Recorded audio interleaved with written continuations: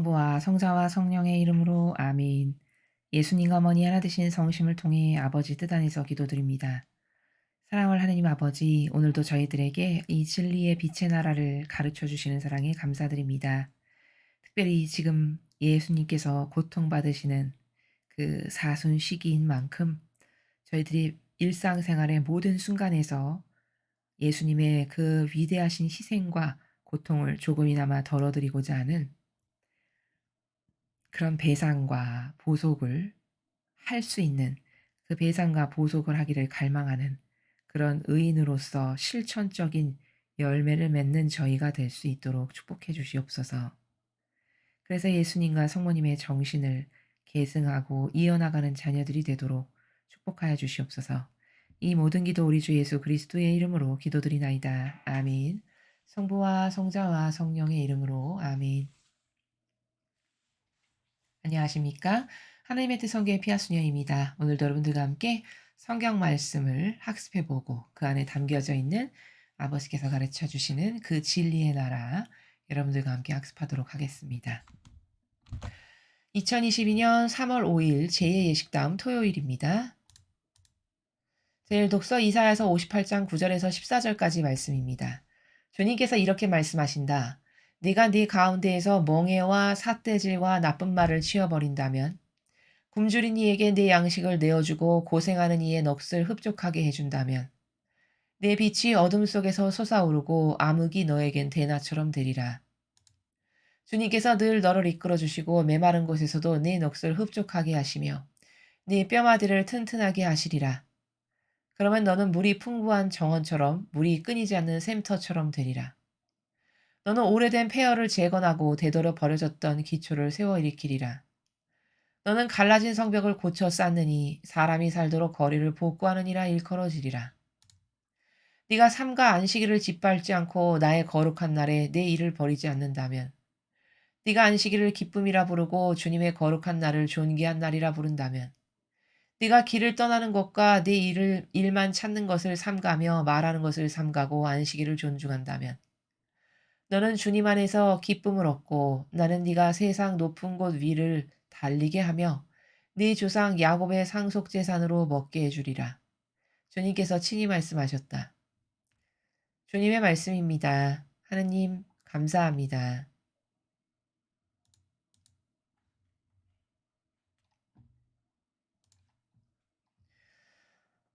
오늘 이사야서는 과연 누구를 두고 하신 말씀일까요? 먼저 대상을 살펴보면 그렇죠.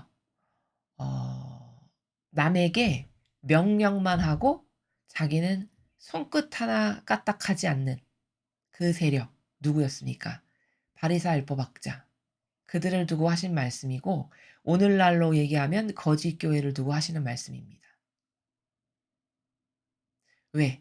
그들에게는 마땅히 예수님과 같은 의인으로서 살아야 될 책무, 의무가 주어진 그런 영혼들이니까요. 또 그걸 하겠다고 자원했고, 그렇다면 그들에게는 특히 이 사순 시기는 더 희생을 많이 해야 되고 아주 희생이 너무나도 당연한, 밥 먹는 것과 비슷할 만큼 그렇게 당연한 것이 되어야 하는 건데 전혀 그런 걸 행하지 않고 있죠. 그리고 여러분 잘 생각해 보십시오. 사순 시기가 되면은 여러분에게 맨날 나누라고 하죠. 이럴 때일수록 어려운 이웃에게 2개 가지고 있으면 하나 나누고 쌀도 나누고 못도 나누고 다 나누라고만 말합니다. 뭐냐? 그 정작 그럼 본인은 나누냐? 본인은 나누니까? 그 교회의 세력이 나누든가요? 아니면 명령하든가요, 여러분에게? 명령하는 세력이죠. 십자가의 길, 묵주기도, 어떤 여러 가지 기도 누가 가장 많이 합니까? 힘없으신 연로하신 하느님, 그 할머니, 할아버지들, 어머님, 아버님들이 제일 많이 하십니다. 그렇죠? 그럼 도대체 뭘 나누나요? 어떤 걸 나눈다는 거죠? 그리고 남에게 나누라고 강요만 해요. 이게 뭘까? 이게 반감 드는 행위인 거예요. 지금 이사야서에서 주님이 말씀하시는 내용이 다 그런 내용입니다. 네 가운데서 멍에와 삿대질과 나쁜 말을 치워버린다면, 이게 멍에, 삿대질, 나쁜 말 이런 게 다 뭘까요? 자신들의 제도 전통으로 억압한다는 거예요. 찍어 누르고 이렇게 해라 마라 강요하고 명령하고 지금 그걸 이렇게 표현하시는 거거든요. 굶주린 이에게 네 양식을 내어주고 고생하는 이의 넋을 흡족하게 해준다면 이게 꼭 양식, 뭐 넋을 흡족하게 해준다. 이거는 어떤 본질을 말씀하시는 거냐면 그 나에게 맡겨주시고 보내주신 양들을 위해서 내가 의인으로서 그들의 모든 죄악을 다 짊어지고 배상과 보속을 하는 이러한 행위를 해야 된다라는 말씀이요. 그런 의인으로서의. 그렇게 되면 너의 빛이 어둠 속에서 솟아오르고 암흑이 너에게 대낮처럼 될 거다. 그러면 너에게서 하느님의 영광이 드러날 거다. 이런 말씀이거든요. 다 같은 나라예요. 쭉 말씀하시는 게. 그렇게 네가 올바른 예수님의 정신과 가르침과 모범을 닮은 희생 정신의 의인으로서 살아가면 주님이 늘 너를 이끌어 주실 거고 너의 넋을 흡족하게 하실 거고 뼈마디를 튼튼하게 하실 거고 그러면 너는 풍부한 정원 물이 끊이지 않는 샘터 이런 물이 풍부한 정원 샘터 이거는 풍요의 상징 그 아버지가 주시는 은총을 나타내는 거거든요. 그런 것으로 가득할 거다라는 말이죠. 그래서 오래된 폐허를 재건하고 버려졌던 기초를 세워 일으킬 거고 너는 갈라진 성벽을 고쳐 쌓는 사람, 사람이 살도록 거리를 복구하는 사람이라고 일컬어질 거다. 너가 그런 의인으로서의 희생의 실제적 열매를 맺고 살아가는 사람이라면 이렇게 불리게 될 거다. 이런 말씀이시죠. 그러시면서 계속 말씀하시기를 안식일을 짓밟지 않고 나의 거룩한 날에 네 일을 버리지 않는다면 네가 안식일을 기쁨이라 부르고 거룩한 날을 존귀한 날이라 부른다면 네가 길을 떠나는 것과 네 일만 찾는 것을 삼가하며 말하는 것을 삼가고 안식일을 존중한다면 13절의 내용은 뭐냐면 그 성경에서 말씀하시죠. 예수님께서 얼마나 위선자였냐면은 다른 그 백성이 소가 물에 빠졌어요. 그럼 건지지 말라는 거예요. 안식일이니까. 아무 일도 하면 안 되니까. 근데 자기 가축이 빠졌어. 그럼 얼른 가서 건지는. 이게 얼마나 반감 드는 행위입니까? 그렇죠? 예수님이 그걸 두고 직접적으로 말씀하시잖아요. 너는 네 양이 빠지거나 네 동물이 빠지면 안 건지겠냐. 너 거는 건지고 남에게는 이런 잣대를 들이대면서 안식이니까 아무것도 하면 안 돼. 이렇게 말하는 위선자라고 말씀하시는 대목이 있죠. 바로 그게 뭘까요? 그게 하느님을 역겹게 해드리는 겉과 속이 다른 위선자. 그 안식일은 하느님을 위해서 그 사람이 그렇게 행하는 거예요. 자신을 위한 거예요. 자신을 위한 거예요. 그러니까 너는 안식일의 주인이 누군지를 모른다. 그렇게 말씀하시죠? 안식일은 사람의 아들을 위한 거다. 그럼 사람의 아들, 예수님을 위해서 안식일이 존재하는 거라는 거예요. 즉, 하느님을 위해서 그 날을 제정했다는 거죠. 그럼 하느님을 위해서 제정했다면 하느님이 원하시는 것을 해야 되겠죠. 그렇죠? 하느님이 기뻐하시는 것을 해야 하느님이 원하시는 안식일의 참된 의미를 살아가는 거죠. 그럼 하느님이 기뻐하시는 건 뭐예요? 그렇게 백성이 지금 큰 재산이 사라지게 생겼는데 가만히 눈 뜨고 보고 있는 게 하느님이 원하시는 거예요? 그 가난해서 먹고 살기도 힘든 그런 가련한 영혼을 얼른 건져서 그 영혼의 큰 재산을 살릴 수 있게 해주고 이런 게 하느님이 원하시는 자비잖아요. 그렇죠? 근데 그렇게 기준의 잣대가 자기한테는 고무줄을 이렇게 늘리고 남한테는 요렇게 갖다 대는 너는 이런 위선자다라는 거예요. 그 성경에 나오는 말씀이. 그러니까 너는 안식일을 제정을 하긴 했는데 그게 하느님을 위해서 제정한 게 아니고 사실은 제도 전통으로 형식주의로 그리고 남에게 보이기 위해서 또 그런 거 정해서 남 억압하고 겁박하려고 찍어 누르려고 다스리려고 이렇게 해서 세운 거지 않냐라는 말씀을 그렇게 하시는 거예요. 그것은 정말 반감사하기 딱 좋은 거죠. 그렇죠? 지금 그러한 관점의 나라에서 쭉 말씀하시는 거거든요. 근데 너가 진짜 백성을 사랑해서 안식일이 하느님을 위한 거면 그 하느님이 사랑하시는 자녀가 좋아지는 걸 내가 해야 될 거 아니겠어요. 그게 맞는 거잖아요. 그렇죠? 그럼 그 자녀가 원하는 거, 그 가난하고 고통받는 사람들이 원하는 게 뭘까? 너그럽게 그가 고통스럽다라고 울부짖으면 가서 도와주고 또 그의 필요를 나의 희생으로 채워주고 이런 거를 하라는 거죠. 그게 안식일에 해야 될 일이라는 말씀이시잖아요. 근데 그런 걸 했냐는 거죠. 오히려 이렇게 기준의 잣대를 달리해서 역겨운 자신들의 제도 전통만 계속 세우고 백성이야 죽거나 말거나 관심도 없는. 그럼 지금은 어떨까요? 지금은 좀 많이 달라졌나요? 아니죠. 지금은요 무려 제도 전통의 그 교회법의 가지수가요. 무려 1700여 개가 넘어요. 여러분 아시는지 모르겠지만. 율법이 613개였죠. 그럼 도대체 몇 배입니까? 거의 대략 3배가 돼요. 그럼 그렇게 많은 조문을 만드는 건 왜일까요? 백성을 위해서? 하느님을 위해서? 아니요. 자신들을 위해서예요. 여러분 공무원이 많이 규례, 조례 이런 걸 만들면 누가 점점 힘들어지죠? 그렇죠. 군만 힘들어져요. 왜? 그거 일일이 갖다 대면서 당신 이러니까 이렇게 하면 안 되고 이러니까 이렇게 하면 안 되고 이렇게 해서 통제의 수단으로 쓴단 말이죠. 그 법을 많이 만드는 게 그래서 그런 거예요. 전체주의 하려고. 공산주의가 국민 찍어 누르기 위해서 많이 만드는 게 법규 제도예요. 그러하듯이 이들도 똑같아요. 이 거짓 교회도. 그렇게 많은 조항을 만드는 건 하느님이 기뻐하시기 위해서거나 백성이 좀 편안하게 양들이 편안하게 되고 더 하느님을 많이 사랑할 수 있는 그런 훌륭한 어떤 제도 전통을 만든 거냐? 그게 아니라는 거죠. 그걸로 더 찍어 누르고 더 강압적이고 더 이분법 신분질서를 공고히 하는 이런 거라는 겁니다. 그러한 것을 우리가 알고 깨달아야 된다는 거예요. 그래서 너는 그런 안식일이 누구를 위해서 존재하는 건지 겉과 속이 다른 입으로는 하느님을 위해서 만들었다고 하나 실제적으로는 하느님을 위한 게 아님이 이렇게 드러나잖아요. 조금만 생각해 보면.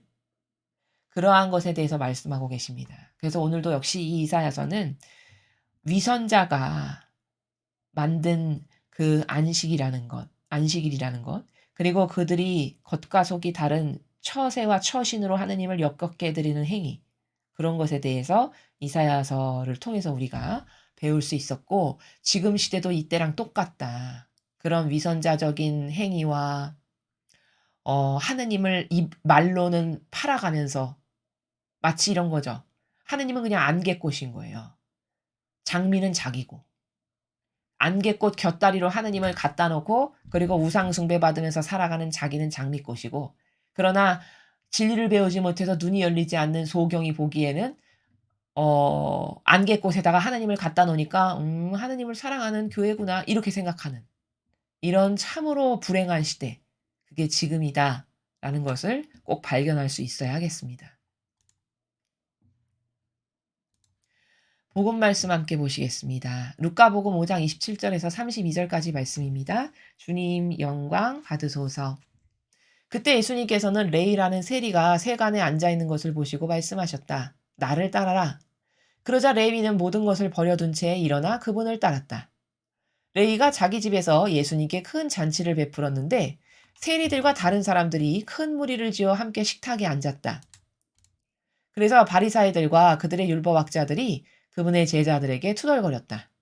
당신들은 어째서 세리와 죄인들과 함께 먹고 마시는 것이요? 예수님께서 그들에게 대답하셨다. 건강한 이들에게는 의사가 필요하지 않으나 병든 이들에게는 필요하다. 나는 의인이 아니라 죄인을 불러 회개시키러 왔다. 주님의 말씀입니다. 그리스도님 찬미합니다.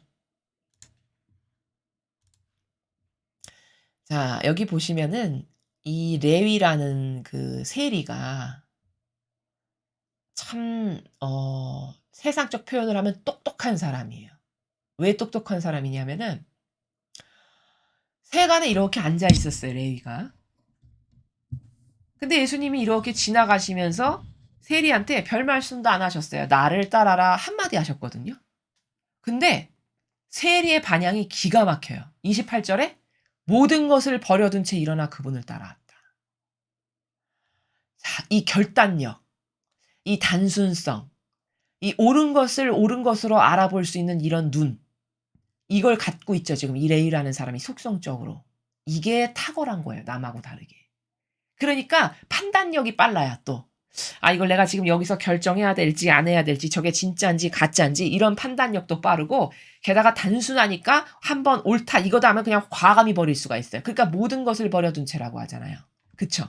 이런 빠른 판단력, 단순성 그리고 어떤 실천하는 것 바로바로 정직성 이런 것 때문에 이 레위가 아무 말도 안 하시고 나를 따라라 한마디 하셨는데 바로 따라가는 버리고 이런 반향을 할 수 있는 거거든요. 그래서 여기서는 이 레위가 얼마나 훌륭한 사람인가를 27과 28절을 통해서 우리가 배워야 되고, 그런 속성을 나는 갖고 있는 게 있나? 없다면 나도 저런 속성을 가져야 되겠다. 가질 수 있게 도와주세요. 이런 반영을 하는 게 중요하고.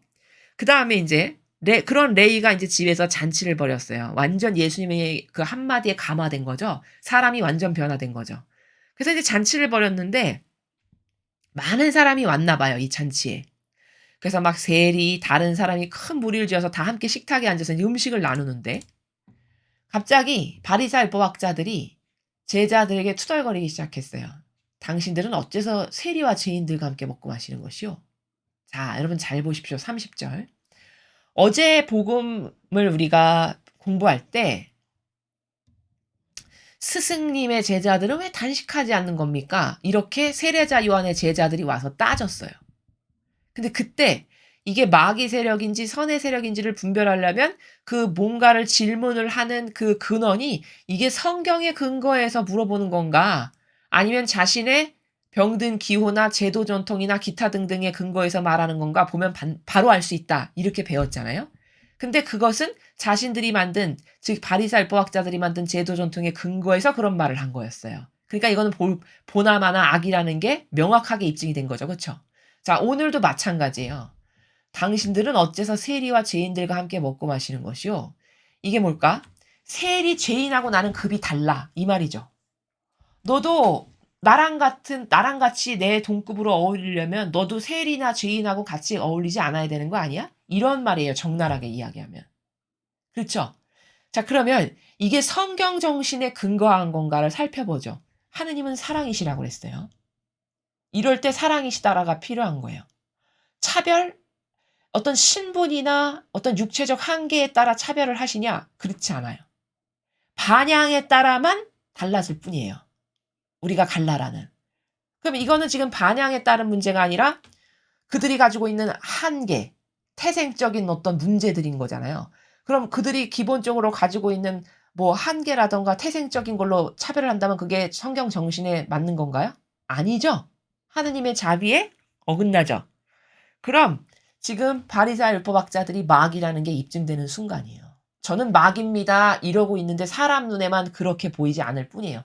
저는 이 정도로 마귀예요. 성경에 근거하지 않은 거를 이렇게 공개적으로 남 앞에서 말할 만큼. 사실은 이렇게 봐야 맞는 거거든요.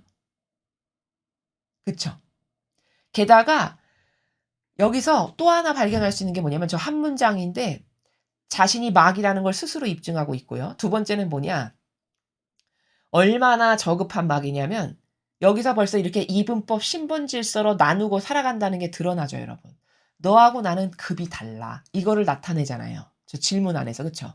근데 놀랍게도 바리새인 율법학자가 저렇게 이분법 신분 질서에 근거해서 하는 저 말을 통해서 아, 이 사람들은 너하고 나는 다른 존재야라고 가르는 똑같은 하느님의 백성인데 이런 마귀였구나라는 걸 발견할 수 있는데 오늘날의 교회를 가만히 보니까 똑같아요. 이분법 신분 질서로 살죠. 아무도 그것을 말하거나 주입식 교육으로 가르치지는 않으나 은연중에 그리고 그 사제를 떠받들고 공경하고 모시는 사람들의 어떤 처신이나 자세를 보면 아, 이것은 완전히 격이 다른 이분법 신분 질서의 나라다라는 걸 바보도 알 수 있어요. 성당에 가서 보면. 그렇죠? 그럼 이 바리새인법학자와 똑같은 대를 이어서 계승전승한 세력이 오늘날의 거짓교회의 리더, 다스리는 직분에 속하는 사람들이다라는 거가 입증되죠. 그렇죠? 똑같잖아요, 정신이. 나는 너하고 달라. 이분법 신분질서로 나는 살아가는 게 당연해. 이렇게 그렇죠? 같은 막이라는 거예요. 같은 세력. 전승이 된 사람만 달라진. 이해가 되시죠? 자, 그런 마귀한테 예수님이 뭐라고 답변하셨냐? 건강한 이들에겐 의사가 필요치 않으나 병든 이들에겐 필요하다. 나는 의인이 아니라 죄인을 불러 회개시키러 왔다. 이렇게 답변하셨거든요. 저 예수님의 31절, 32절의 답변이 기가 막혀요. 퍼펙트함이. 왜 기가 막히냐? 잘 보세요. 건강한 이들에겐 의사가 필요치 않으나 병든 이들에겐 필요해. 그러면 바리새인 율법학자가 저 말을 딱 들으면 첫 번째로 드는 생각이 뭐냐? 아, 나는 건강한 사람이라는 거구나. 나는 문제없는 사람이라는 뜻이구나. 그렇지, 나는 쟤들하고 급이 같진 않지. 이 생각을 딱 하겠죠. 저 첫 번째 문장을 들으면. 그래서 자신이 꽤 괜찮고 쓸모있는 인간이다라고 안 그래도 생각하고 살아왔는데 거기다가 쐐기를 박는 문장이에요. 그럼 이거는요. 겉으로 봤을 땐 한없이 부드럽고 친절하게 예수님께서 말씀하셨지만 이건 영적으로 봤을 때는 치명타예요. 어떤 치명타냐? 다시는 그 악의 굴레에서 나올 기회조차 없는 치명타를 먹은 거예요. 바리새파 학자들이. 근데 그들이 알았을까요? 저는 몰랐을 거라고 생각해요. 알았다면 이 이후로 반향이 달라졌어야 되거든요. 올바른 방향으로. 근데 올바른 방향 한 사람 아무도 없었어요. 바리새법 학자 중에. 그럼 몰랐다라는 증거예요. 지금 저 31절의 말씀은 무서운 말이에요. 왜냐?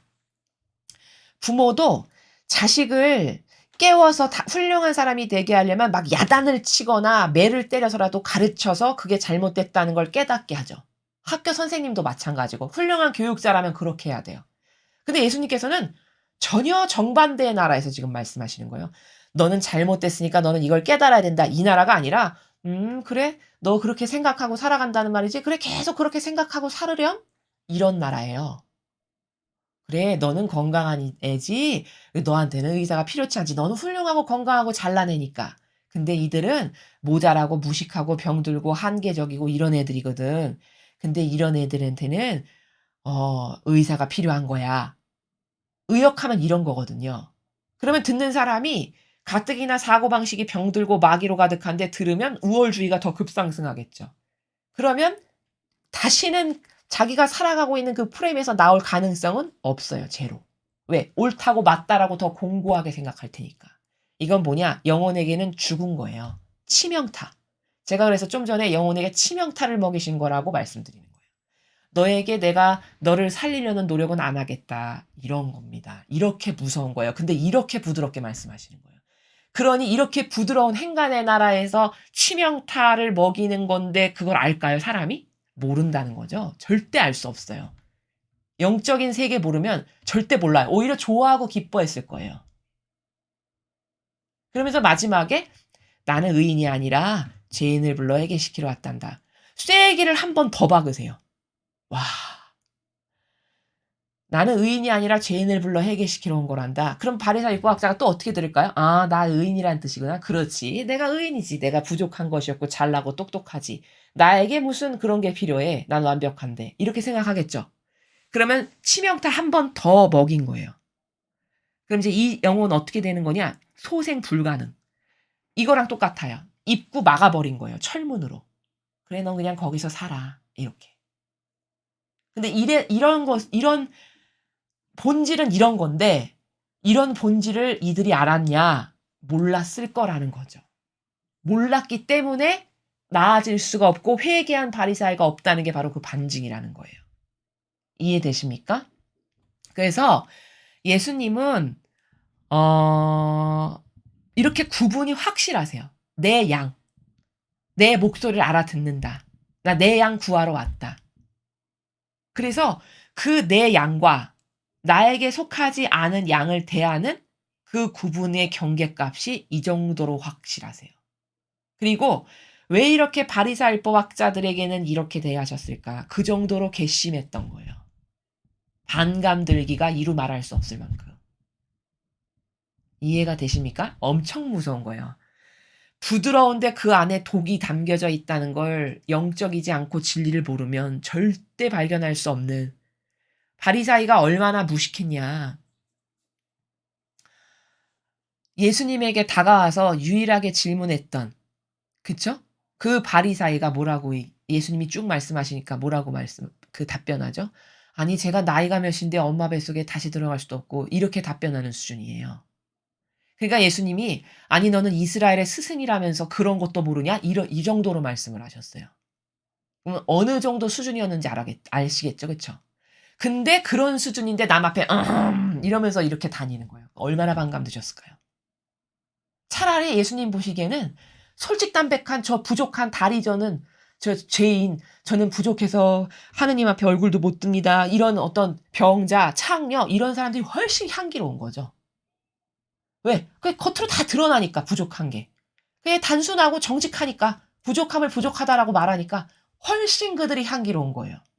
그러니까 그들에게는 한없이 자비롭고 자애롭고 기회를 주시고 회개할 수 있는 여지를 주셔서 이렇게 "나는 죄인 불러러 왔다. 난 병든이에게만 의사가 필요한 거다." 이렇게 하면서 그들에게는 기회를 주시지만 이렇게 겉과 속이 다르고 남 속이고 자신들이 만든 제도와 전통으로 벽을 더 견고하게 쌓아서 "너하고 나는 다른 존재야. 감히 네가 어디 나를" 이렇게 하는 이런 이분법 신분질서나 세우고 영혼 속이고 그래서 맨날 행사나 하고 이게 바리사이법 학자가 했던 거죠.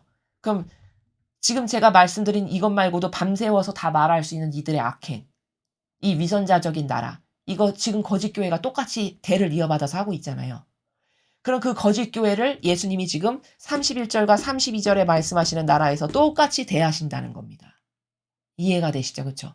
그런데 그런 거짓 교회를 예수님이 이 정도로 "아 나는 너에게는 더 이상 노력 안 하겠다." 하고 딱 막아 버리시고 닫아 버리시는 건데 영적으로 봤을 때 그런 거짓 교회가 진짜라고 거기 가서 이렇게 한다면 이거는 너무 답답한 거예요. 너무 눈과 귀와 입이 다 막힌 거예요. 볼 수 있는 것을 전혀 볼 수 없는. 그래서 이 오늘 복음 말씀을 통해서 우리가 보면 이 예수님이 어떤 영혼을 좋아하시고 어떤 영혼에게는 노력을 안 하실 만큼인가. 그렇게 자비로우신데 그쵸? 그렇게 사랑으로 가득하신 분인데도 이렇게 맺고 끊는 어떤 경계선이 확실하시죠. 그쵸? 이런 예수님을 보면서 '아 인간이란 하느님 앞에 어떠해야 하는가. 최소 반감은 안 사야 되겠다. 저렇게 닫아 버리실 만큼의 역경은 안 들어야 되겠다. 그럼 나만 손해예요.' 그렇죠.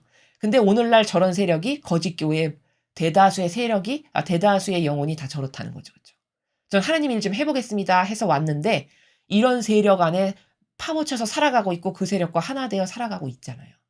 그럼 지금 하느님은 그들을 어떤 마음으로 보실까를 오늘 예수님의 말씀을 통해서 우리는 알 수 있어요. '아 이 정도구나. 하느님이 그들을 대하시는 나라가.'